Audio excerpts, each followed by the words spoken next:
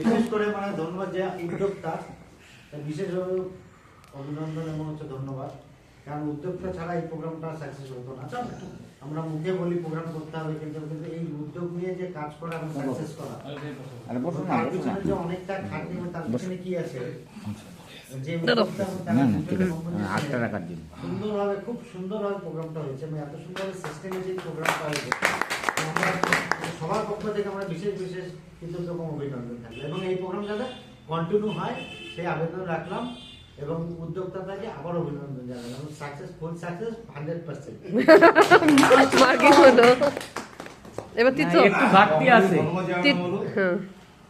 এবং আমি এই ধন্যবাদ না না, আমি একটা তো ইসে তথ্য আবার পরে পরে ওর একটু ঘাটতি আছে, আরেকটু একটু লাগতো।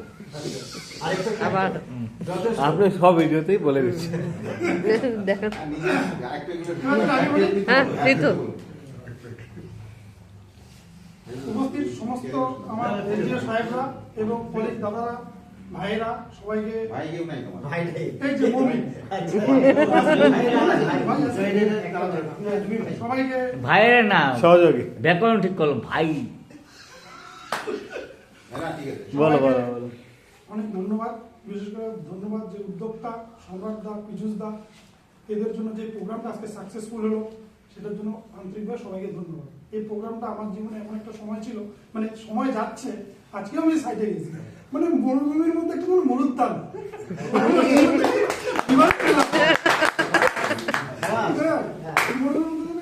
মানে একদম মরুত্তান, তুমি একা না,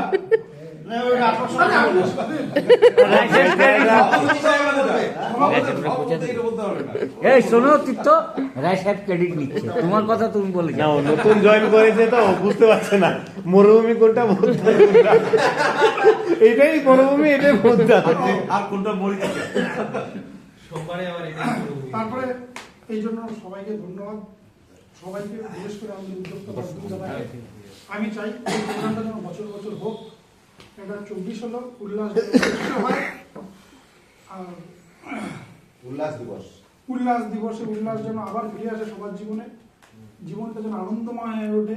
আজকে যেমন আমরা আনন্দ করলাম সবাই মিলে একসাথে বসে, সেই আনন্দটা যেন বছর বছর হয়। এই বলে আমার বক্তব্য শেষ করছি। থ্যাংকস টু সম্রাট দা, পীযুষ দা, এই প্রোগ্রামটা এত সুন্দর ইনিশিয়েটিভ নিয়ে সাকসেসফুল করার জন্য ধন্যবাদ। আমি তীর্থর নাম as a future Falakata MLA হিসাবে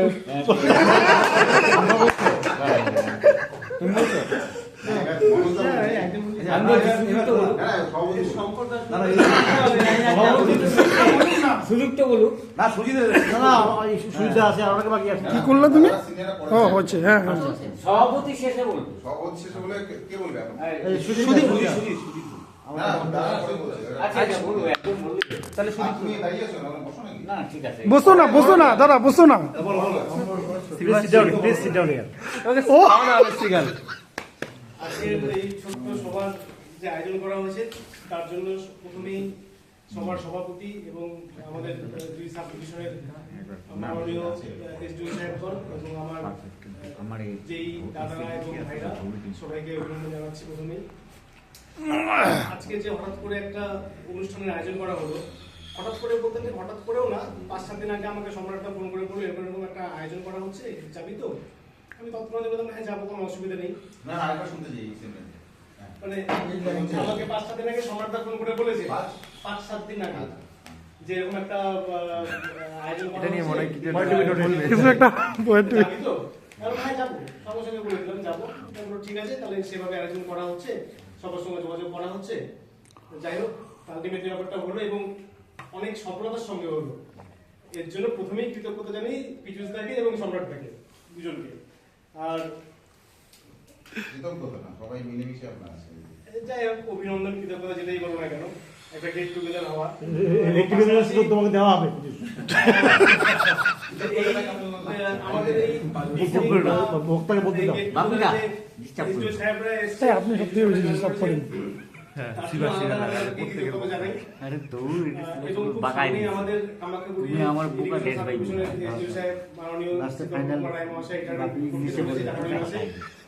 এর জন্য আমরা সর্বপ্রথম চেষ্টা করছি আগামীতে আমরা একবার সবাই মিলে একটা সাহেবের ফেয়ারওয়েল পার্টি কাম গেট টুগেদার করবো।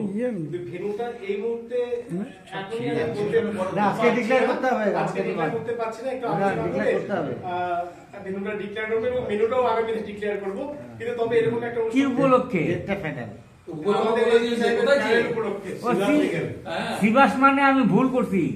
শিবাস মানে সুন্দর গন্ধ, শিবাস মানে শিয়াল, আর কোনো ভেনু নাই। এটা আপে যাবে, আমরা আছি, নিচে গেলে আমরা অন্য জায়গায় করবো। ওটা হবে মেনু, আর ভেন্যুটা আমরা হ্যাঁ, ভেনুটা আলোচনা করে ভেনুটা সাহেবের মোড় থেকে যাও, ভালো জায়গায় নিয়ে যাবে। ঠিক করে যেতে ভালো হবে। তবে এরকম অনুষ্ঠান আগামী দিনে যাতে হয়, বছর অন্ততপক্ষে একবার সবাই মিলে যতই আমরা ইয়ে করে টিম ওয়ার্ক আমাদের কাজগুলো আমরা যেই হিসাবে হোক, এনজিও সাহেব হিসাবে হোক, সবাই মিলে একটা টিমে কাজ করে এগিয়ে যাওয়াটাই আমাদের মেন লক্ষ্য। এভাবে যেন চলতে পারি আমরা সবাই, এবং কারো কোনো একটা জিনিস অসুবিধা হতেই পারে, সবাই মিলে যদি হেল্প করি তাহলে সবার পক্ষেই ভালো। আমাদের সাব ডিভিশন হোক বা ডিভিশন হোক, সবার জন্যই ব্যাপারটা মনে হয় এই একতাটা বজায় রেখে আমাদের চলাটাই মনে হয় মেন লক্ষ্য হওয়া উচিত। এইটাই আমার বক্তব্য। এরকম দিন, এরকম সময় সবসময় আসে না, এগুলোকে স্মৃতির মনটা আগামীতে রাখতে হবে এবং আগামীতে এভাবেই চলতে হবে। ক্যামেরাম্যান জলদি ফোকাস করো। এগুলোই বক্তব্য শেষ করছি।